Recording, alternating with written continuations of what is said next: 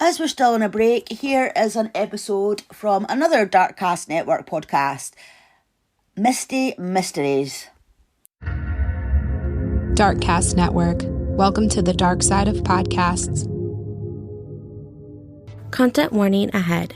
This podcast contains very sensitive topics such as missing persons, unsolved cases, haunted houses, and paranormal activity. These type of topics can contain very upsetting, sensitive details and stories. Please listen responsibly.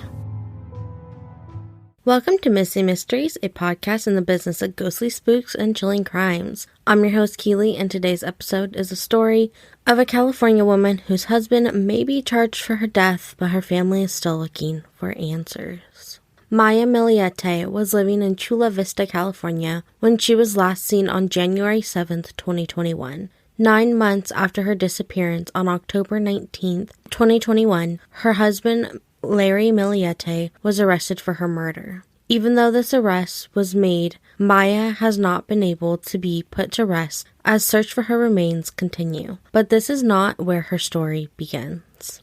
Maya was born on May 1st, 1881 in South Province of Ilocos Sur, Philippines. She is the fifth child born to her parents Pablito and Nomi Tabalente, and goes by the nickname May, since she was named after the month she was born in. Maya spent her childhood in the Philippines, where she loved and excelled in school before her family immigrated to Honolulu, Hawaii, after years of waiting in 1995. In Hawaii, she attended Redford High School, where she participated in school clubs like dance and theater and a variety of academic activities. On top of her schooling and school activities, at 17 years old, she found time to hold down a job at the McDonald's by the Pearl Harbor in Hawaii. While working at this McDonald's, she was able to graduate high school with honors and meet a boyfriend named Larry Miliete. After high school, the two got married at 19 years old on May 21st, 2000, while Maya attended the University of Hawaii, and Larry went off to Virginia for Navy training. Eventually, Maya and Larry would move to San Diego, California, where Maya continued her college education at the University of California, where she excelled even further in her education, graduating with honors and a major in international studies.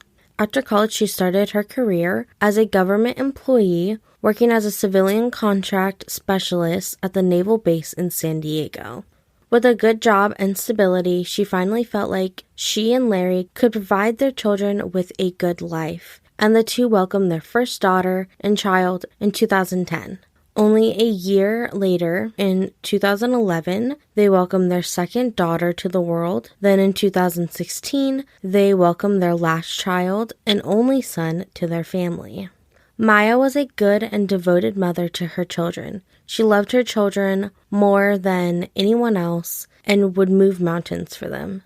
She wanted to provide the best for them and loved to travel with her children. Maya is described as being very charitable and giving, which is something she tried to pass down to her children. She would never hesitate to help someone in need and taught her children to be the same way. When they would travel to the Philippines, they filled backpacks with lots of school supplies and goodies to help others in rural communities of the Philippines. This was something that she planned with the children every time they went to visit Maya's home country. Maya loved not only traveling with her kids, but camping. She was a very busy person, but she made time for hobbies like hiking, dirt biking, and music. She even found time to create a YouTube channel where she posted videos of herself singing covers of songs and her own original songs. Maya was loved by so many and just very actively in her family and friends' lives. This is why when she went missing in early January of 2021, it shook the community of Chula Vista, California, where she was living with her husband and children. January 7th, 2021 was the last confirmed sighting of Maya and the last her family heard from her. According to Larry, in an interview he gave Court TV, he and May at this point had been having marital issues for over a year and seemed to argue often. On the day she went missing, he said that the two of them got in an argument and that she had left the house. But he swore that she was home that next day on the 8th because he had heard her cooking.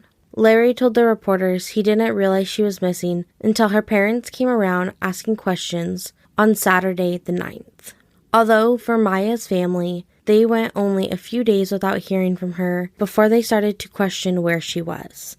January 8th and 9th, they started to reach out to Larry, asking where she could be. Different members of the family got different answers to where she went, which led her sister to reach out to the Chula Vista police on January 9th to report her missing. They began to create missing person flyers, hoping she was just away and okay somewhere. But they truly began to worry on January 10th when Maya missed her own daughter's birthday. The next day, on January 11th, a former criminal defense investigator for the U.S. Navy, Billy Little, heard about Maya's disappearance and offered his help to her family. He started his help right away on January 11th when he went to the home of Maya to look for clues and talk to Larry, who he said seemed unconcerned about his wife and more concerned about airing out his home.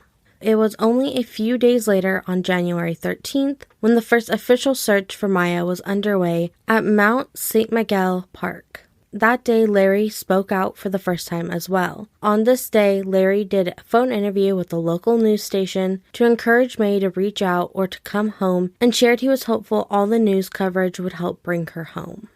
At this point in the case, I'm pretty much going to be running through a timeline, and some of this will happen back to back. Some will be a little spaced out over time, but overall it seems the police acted very fast in the investigation into Maya's disappearance.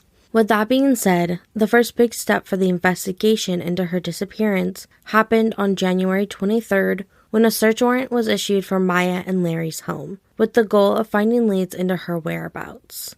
During this, investigators actually seized some of Larry's guns.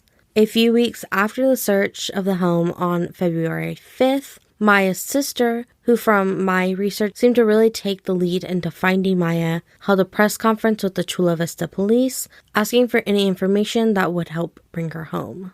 February also brought lots of searching for Maya from a group called Help Find Maya. This group searched from Maroon Valley to Otay Lake to the Anza Desert area.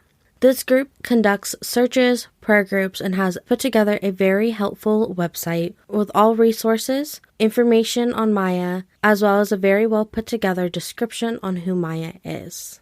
While this Help Find Maya group has led searches all over Southern California, police and attorney Billy Little continued their own investigations into Maya's disappearance.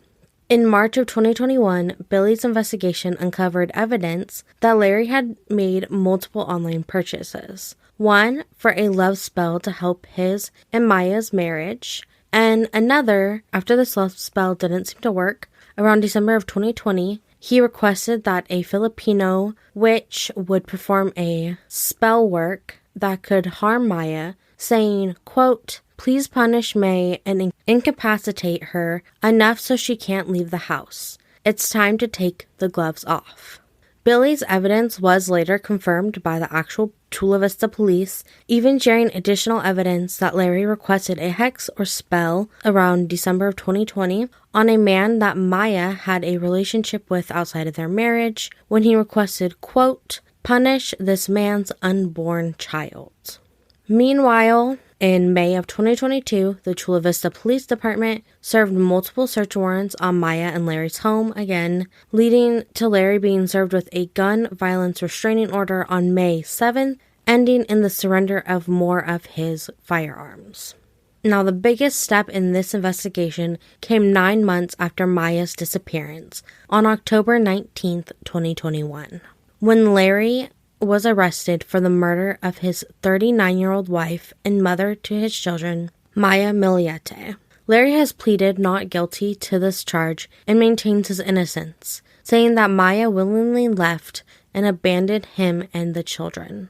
Not too long after his arrest, Larry appeared in court for a bail hearing where the prosecution argued that he should be held without bail, arguing that he is not only a flight risk, with every reason to flee, but that he was a danger to the public especially the man whom Maya had an affair with, using the hex on his unborn child as evidence of this, as well as that he may be a danger to his 3 children. The court ultimately ruled in the favor of the prosecution, denying bail and placing a criminal restraining order for the 3 children, meaning he was not allowed contact with the children while they were safely placed in family members' homes.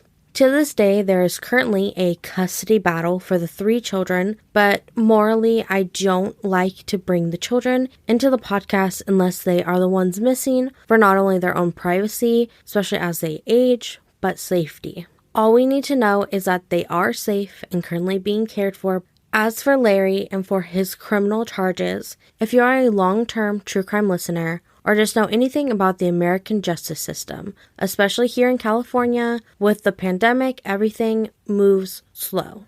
Larry, since October of 2021, has been in prison. He was set for a preliminary trial in June of 2022, but defense was able to put this on hold so his mental competence could be tested.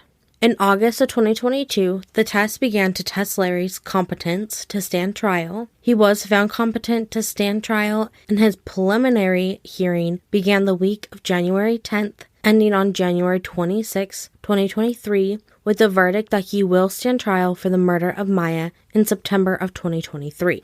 A preliminary trial is basically the trial before the trial. It's where the judge decides if there is enough evidence for the defense to go to trial for the crime they are being accused of. In murder cases, especially one like this, where the remains of the victim have never been found, it's an important step in the justice system. A lot came out in this preliminary hearing. Now, I have said this before, but I'm going to be careful what I put onto Misty Mysteries in hopes to not cause any harm or interference in the process of justice.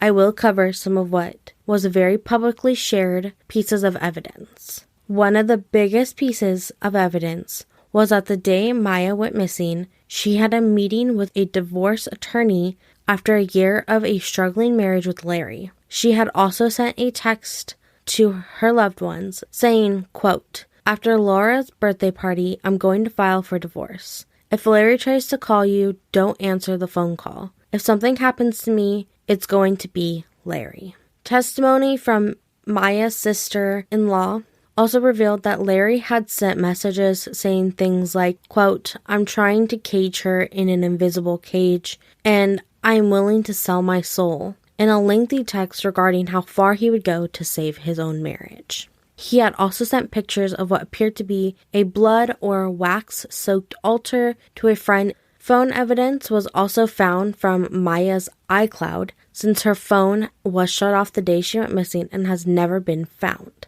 This iCloud backup revealed a secret Instagram of Maya's, which was being used to make contact and maintain a relationship with a man outside of her marriage, along with a video she recorded where she was discussing the affair with Larry, and in this, she asked him, "Is something like this worth killing me over?"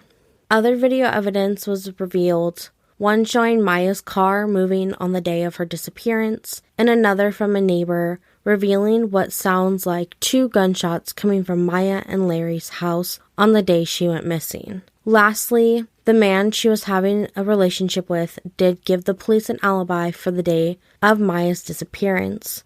Where in the World is Crime in San Diego podcast does a great job at covering the hearings from day one to an episode for every piece of evidence revealed, if you are further interested in the details of this hearing. For now, I want to remind you that Maya Miliete still has not been found. There has been searches with cadaver dogs, and these searches still continue. The search teams are in need of volunteers with many different skill sets, including certified divers, drones, sonar equipment, and much more. If this is something you can do and want to help, please check out the volunteer form in the episode description. This is going to be the end of Misty Mysteries episode today. If you like the episode or the podcast, reviews are always appreciated and welcomed. I'm going to be ending this episode with a little clip of the music Maya puts out on YouTube. Wise men say only